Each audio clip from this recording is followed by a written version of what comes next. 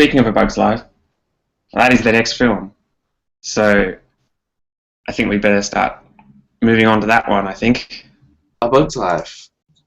At the time, I didn't even know what this movie was. I just saw Pixar's name. Actually, I don't think I saw it on VHS at first. I think I saw it on Disney Channel first. I had a premiere of the film. I had this all-day A Bug's Life marathon. Had like Timon and Pumbaa cartoons all day, and I had A Bug's Life straight after the marathon. So I think that's. Remember that?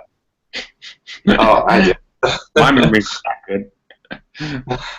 But I think that's where I first saw it, was on the TV. So yeah, A Bug's Life was a very strange film, but I really enjoyed it. It wasn't as great as Toy Story, but it had its fun, had its charm. The characters are interesting.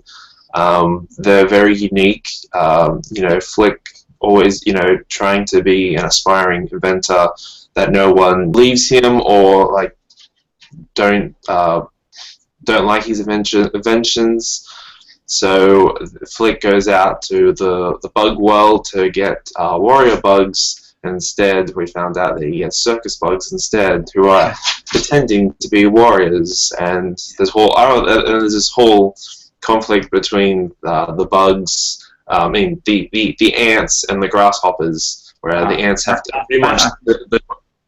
That ants versus grasshoppers aspect of the movie is where it really shines, I think.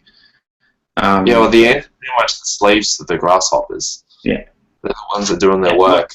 They say it's just basically the same plot as the Seven Samurai, or the Seven Samurai is an old, I think it's 50s Japanese movie. It's got a very similar plot, apparently. I haven't seen it myself, but it's one that's often quoted as very similar to A Bug's Life. But what really Bug's Life does so well is its villain. I mean, Hopper is one of the best villains in any Pixar movie, and every time I watch it, it's just, that is always just stands out as the highlight to me. I don't know if Flick is anywhere near the best protagonist in a Pixar movie. I think there's I feel like he's the most bravest of them all. I mean, just the end alone, Hopper to squish him. He's risking his own life for his colony. That I don't think anyone believes in him. Like, no one really cares about Flick that much. So the fact that he's risking his colony, dying for his colony is, I think Flick's the bravest of them all. That's a big statement. I've never really thought of it like that. But no, I agree. I think that Flick is one of Pixar's braver protagonists, and he doesn't quite get the same amount of attention in, say, the first act in terms of character development. He's just like the inventor that no one really appreciates, the underappreciated inventor, right? Or the ant that's just different from all the other ants. That's a great concept. I think it could have been just given a bit more time to the first two acts, just to give Flick a bit more likability, maybe. But it is ultimately, just like with Toy Story, it is about Flick changing as well. Not just the way everyone sees him, but Flick also comes to understand that he is part of the colony, has to work with the colony, and he can't just keep doing things on his own.